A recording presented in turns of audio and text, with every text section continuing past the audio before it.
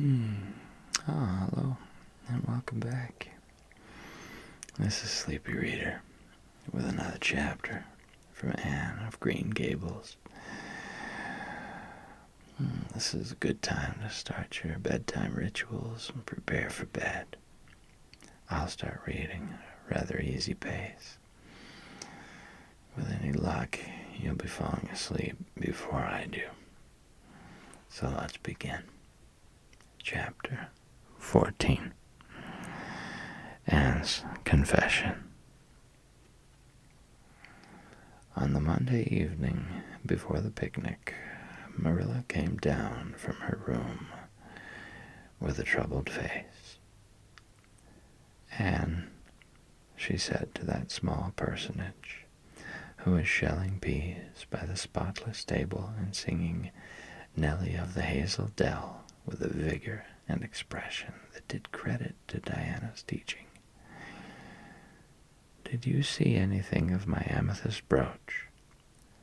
I thought I stuck it in my pincushion when I came home from church yesterday evening, but I can't find it anywhere. I saw it this afternoon when you were away at the Aid Society," said Anne, a little slowly. "I was passing your door when I saw it on the cushion, so I went in to look at it." "Did you touch it?" said Marilla sternly.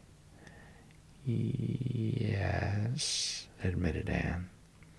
"I took it up and I pinned it on my breast, just to see how it would look." "You had no business to do anything of the sort. It's very wrong in a little girl to meddle. You shouldn't have gone into my room in the first place, and you shouldn't have touched a brooch that didn't belong to you in the second. Where did you put it?" "Oh, I put it back on the bureau. I hadn't it on a minute. Truly, I didn't mean to meddle, Marilla.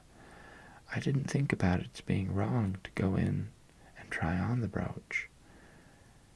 But I see now that it was, and I'll never do it again. That's one good thing about me. I never do the same naughty thing twice." "You didn't put it back," said Marilla. "That brooch isn't anywhere on the bureau. You've taken it out or something, Anne." "I did put it back," said Anne quickly. Pertly, Marilla thought. "I don't just remember whether I stuck it on the pincushion or laid it in the china tray, but I'm perfectly certain I put it back." "I'll go and have another look," said Marilla, determined to be just. "If you put that brooch back, it's there still.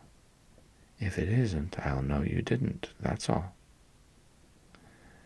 Marilla went to her room and made a thorough search, not only over the bureau, but in every other place she thought the brooch might possibly be. It was not to be found, and she returned to the kitchen. "Anne, the brooch is gone. By your own admission, you were the last person to handle it. Now what have you done with it? Tell me the truth at once. Did you take it out and lose it?" "No, I didn't," said Anne solemnly, meeting Marilla's angry gaze squarely.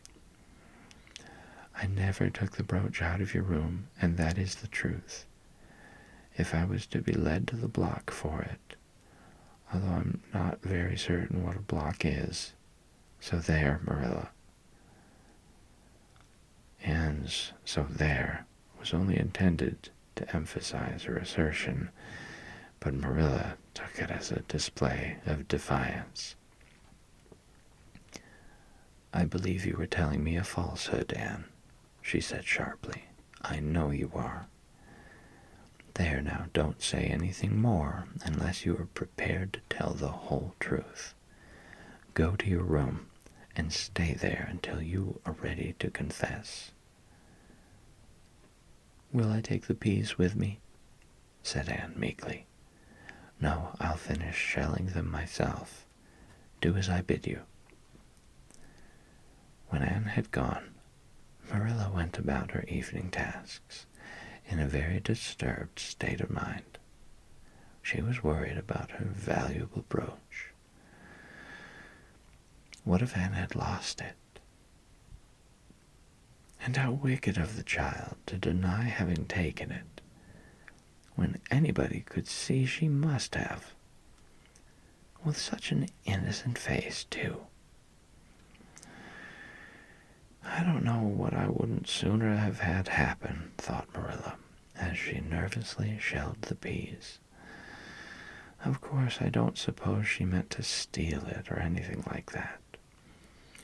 She's just taken it to play with or help along that imagination of hers. She must have taken it, that's clear, for there hasn't been a soul in that room since she was in it, by her own story, until I went up tonight. And the brooch is gone. There's nothing surer. I suppose she has lost it, and is afraid to own up for fear she'll be punished. It's a dreadful thing to think she tells falsehoods. It's a far worse thing than her fit of temper.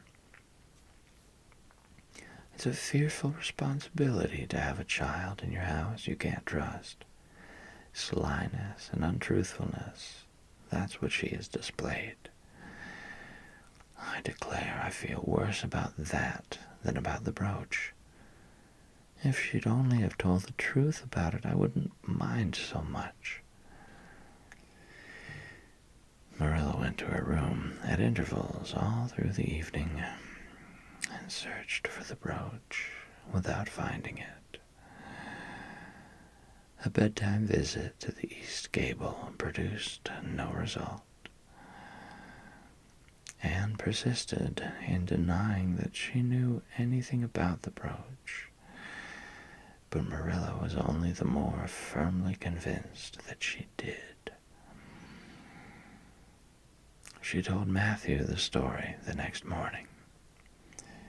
Matthew was confounded and puzzled. He could not so quickly lose faith in Anne, but he had to admit that circumstances were against her. "You're sure it hasn't fell down behind the bureau?" was the only suggestion he could offer. "I've moved the bureau, and I've taken out the drawers, and I've looked in every crack and cranny," was Marilla's positive answer. "The brooch is gone, and that child has taken it and lied about it. That's the plain, ugly truth, Matthew Cuthbert, and we might as well look it in the face." "Well, now, what are you going to do about it?" Matthew asked forlornly, feeling secretly thankful that Marilla, and not he, had to deal with this situation. He felt no desire to put his oar in this time. "She'll stay in her room until she confesses," said Marilla grimly,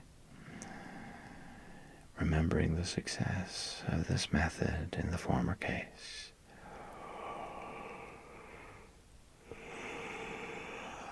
"Then we'll see. Perhaps we'll be able to find the brooch if she'll only tell where she took it. But in any case, she'll have to be severely punished, Matthew." "Well, now, you'll have to punish her," said Matthew, reaching for his hat. "I've nothing to do with it, remember. You warned me off yourself." Marilla felt deserted by everyone. She could not even go to Mrs. Lynde for advice. She went up to the east gable with a very serious face and left it with a face more serious still. Anne steadfastly refused to confess. She persisted in asserting that she had not taken the brooch. The child had evidently been crying, and Marilla felt a pang of pity which she sternly repressed. By night she was, as she expressed it, beat out. "You'll stay in this room until you confess, Anne.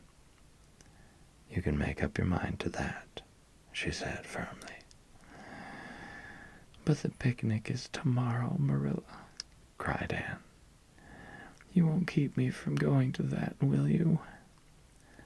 You'll just let me out for the afternoon, won't you? Then I'll stay here as long as you like afterwards, cheerfully. But I must go to the picnic." "You'll not go to picnics nor anywhere else until you've confessed, Anne." "Oh, Marilla," gasped Anne. But Marilla had gone out and shut the door. Wednesday morning dawned as bright and fair as if expressly made to order for the picnic. Birds sang around Green Gables. The Madonna lilies in the garden sent out whiffs of perfume that entered in on viewless winds at every door and window, and wandered through halls and rooms like spirits of benediction. The birches in the hollow waved joyful hands, as if watching for Anne's usual morning greeting from the east gable. But Anne was not at her window. When Marilla took her breakfast up to her, she found the child sitting primly on her bed, pale and resolute, with tight-shut lips and gleaming eyes. "Marilla, I'm ready to confess." "Ah." Marilla laid down her tray. Once again, her method had succeeded. But her success was very bitter to her. "Let me hear what you have to say, then, Anne." "I took the amethyst brooch," said Anne, as if repeating a lesson she had learned. "I took it just as you said. I didn't mean to take it when I went in, but it did look so beautiful, Marilla, when I pinned it on my breast, that I was overcome by an irresistible temptation. I imagined how perfectly thrilling it would be to take it to Idlewild and play I was the Lady Cordelia Fitzgerald. It would be so much easier to imagine I was the Lady Cordelia if I had a real amethyst brooch on. Diana and I made necklaces of roseberries. But what are roseberries compared to amethysts? So I took the brooch. I thought I could put it back before you came home. I went all the way around by the road to lengthen out the time. When I was going over the bridge across the lake of shining waters, I took the brooch off to have another look at it. Oh, how it did shine in the sunlight.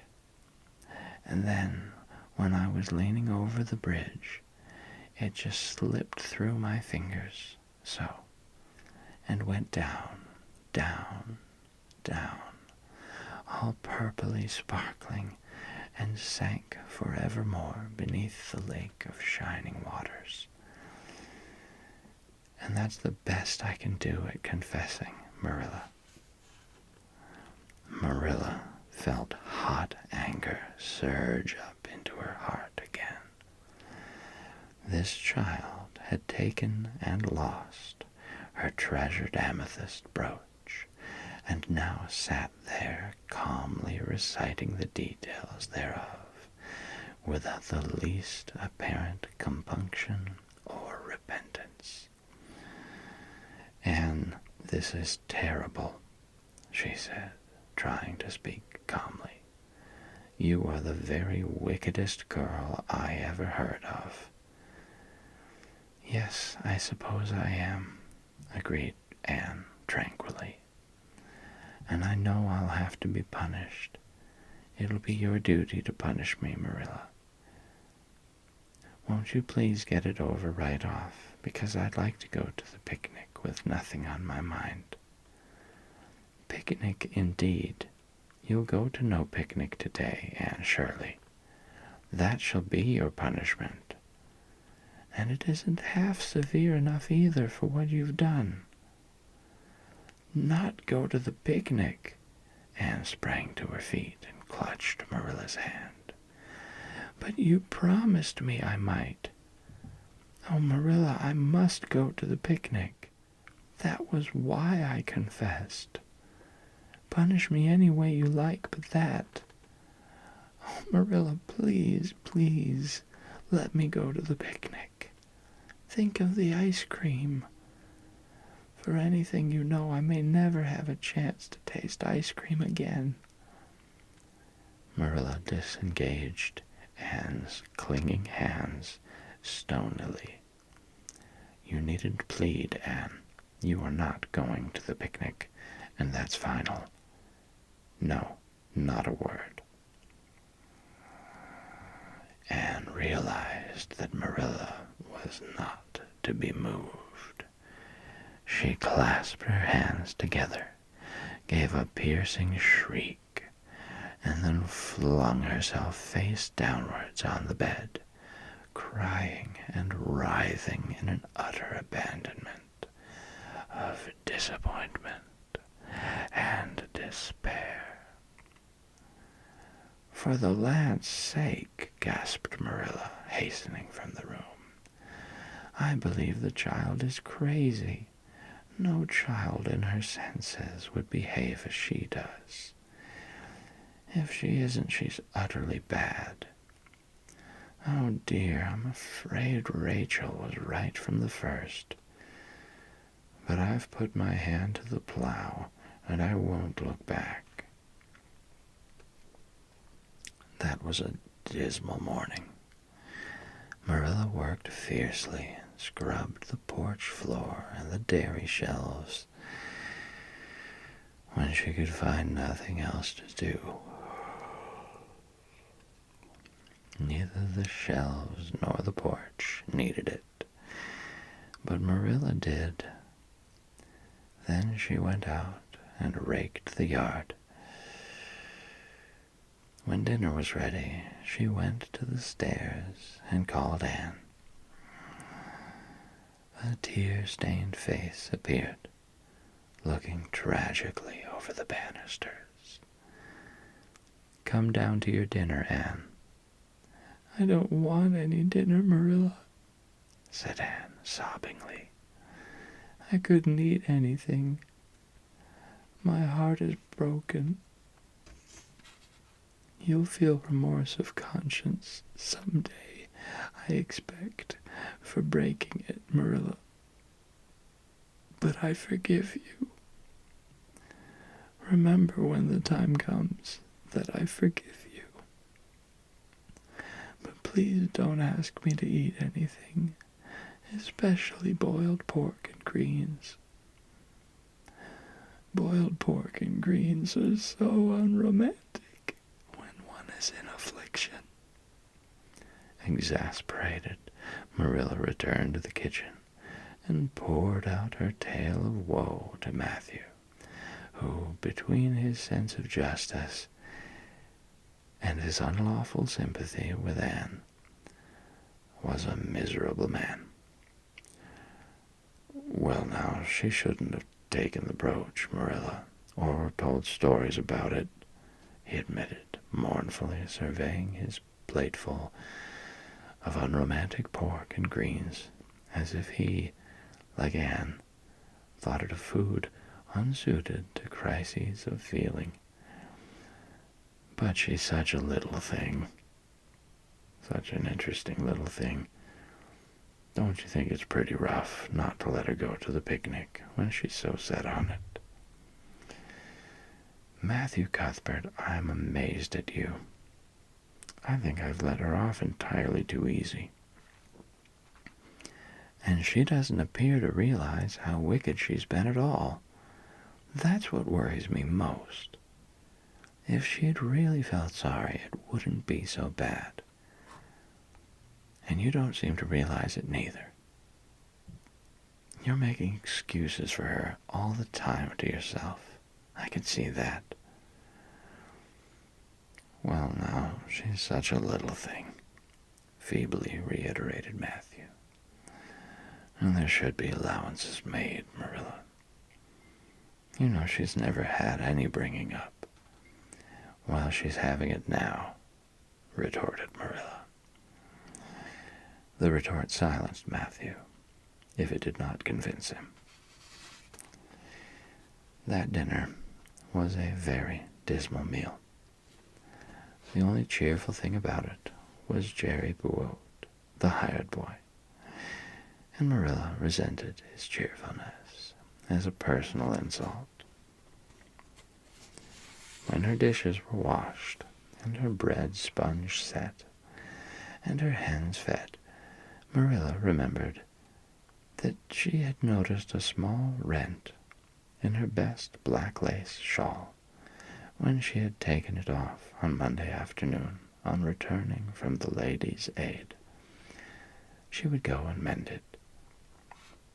The shawl was in a box in her trunk. As Marilla lifted it out, the sunlight, falling through the vines that clustered thickly about the window, struck upon something caught in the shawl, something that glittered and sparkled in facets of violet light. Marilla snatched at it with a gasp. It was the amethyst brooch, hanging to a thread of the lace by its catch. "Dear life and heart," said Marilla blankly, "what does this mean? Here's my brooch, safe and sound, that I thought was at the bottom of Barry's pond. Whatever did that girl mean by saying she took it and lost it? I declare I believe Green Gables is bewitched. I remember now that when I took off my shawl Monday afternoon, I laid it on the bureau for a minute. I suppose the brooch got caught in it somehow. Well..." Marilla betook herself to the east gable, brooch in hand. Anne had cried herself out and was sitting dejectedly by the window. "Anne Shirley," said Marilla solemnly, "I've just found my brooch hanging to my black lace shawl. Now I want to know what that rigmarole you told me this morning meant."